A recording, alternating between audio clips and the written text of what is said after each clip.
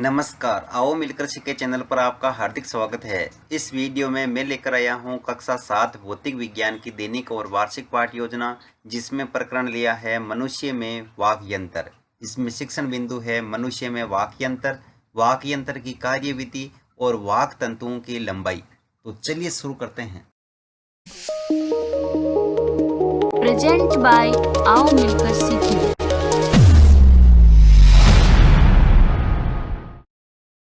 सर्वप्रथम लिखेंगे विद्यालय का नाम जहां पर आप ये लेसन प्रस्तुत करेंगे। कक्षा 7 विषय भौतिक विज्ञान प्रकरण मनुष्य में वाक् यंत्र। यहाँ पर दिनांक, कालांश और समयावधि 30 मिनट। फिर टेबल बना करके एक तरफ लिखेंगे शिक्षण उद्देश्य, दूसरी तरफ अपेक्षित व्यवहारगत परिवर्तन। शिक्षण उद्देश्य में पहला लिखेंगे ज्ञानात्मक। इसमें लिखना है छात्र मनुष्य में वाक् यंत्र से संबंधित विभिन्न तथ्यों का प्रत्यास्मरण कर सकेंगे।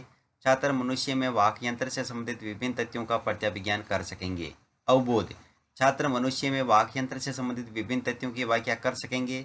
छात्र मनुष्य में वाक् यंत्र से संबंधित विभिन्न तथ्यों को समझ सकेंगे।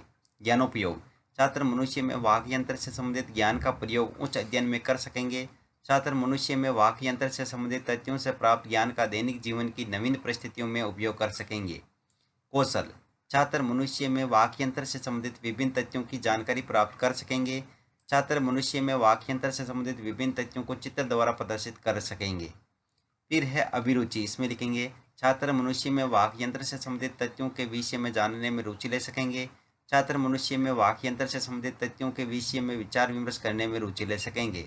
अभिवृत्ति, छात्र मनुष्य में वाक् यंत्र से संबंधित तथ्यों के विषय में सकारात्मक दृष्टिकोण उत्पन्न कर सकेंगे। शिक्षण सहायक सामग्री, लपेट फलक, श्यामपट्ट, चौक, डस्टर, संकेतक एवं समस्त कक्षा उपयोगी शिक्षण सहायक सामग्री। पूर्व ज्ञान, छात्र मनुष्य में वाक् यंत्र की सामान्य जानकारी रखते हैं। फिर है प्रस्तावना प्रश्न, जिसमें टेबल बना करके लिखेंगे छात्राध्यापक क्रियाएं, दूसरी तरफ छात्र क्रियाएं।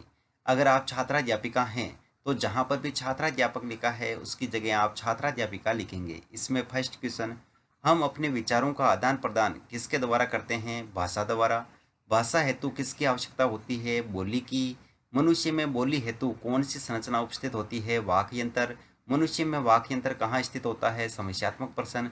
उद्देश्य कथन में लिखेंगे आज हम मनुष्य में वाक् यंत्र का विस्तार पूर्वक अध्ययन करेंगे। फिर है प्रस्तुतिकरण, जिसमें टेबल बना करके लिखेंगे शिक्षण बिंदु, छात्राध्यापक क्रियाएं, छात्र क्रियाएं, विधि प्रविधि और श्यामपट्ट सार। शिक्षण बिंदु में पहला लिखेंगे मनुष्य में वाक् यंत्र, जिसमें विकासात्मक प्रश्न में फर्स्ट क्वेश्चन, ध्वनि उत्पत्ति का क्या कारण है? कंपन।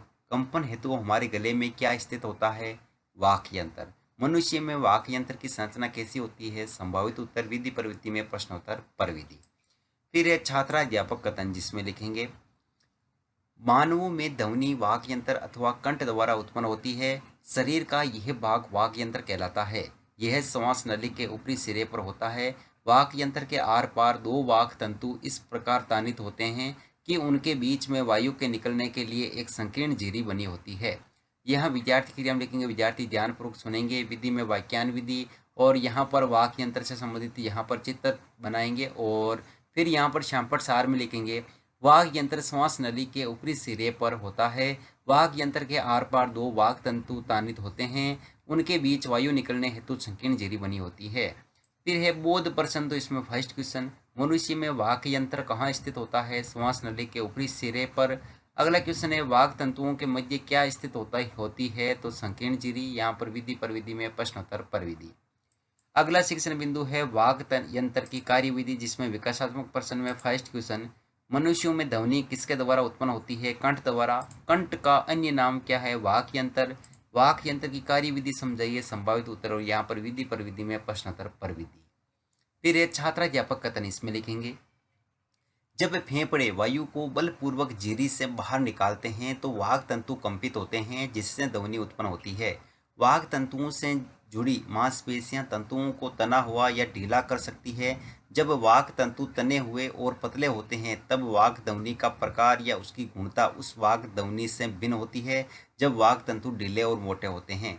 यहाँ विद्यार्थी की ध्यान लिखेंगे विद्यार्थी ध्यानपूर्वक सुनेंगे तथा मुख्य बिंदुओं को अपनी अभ्यास पुस्तिका में लिखेंगे। विधि में वाक्यान विधि और श्यामपट्ट सार में लिखेंगे जब फेफड़े वायु बलपूर्वक झिरी से बाहर निकालते हैं तो वाक् तंतु कंपित होते हैं, जिससे ध्वनि उत्पन्न होती है। यहाँ बोध प्रश्न में फर्स्ट क्वेश्चन, वाक् तंतु कब कंपित होते हैं? जब वायु फेफड़ों से बलपूर्वक बाहर आती है।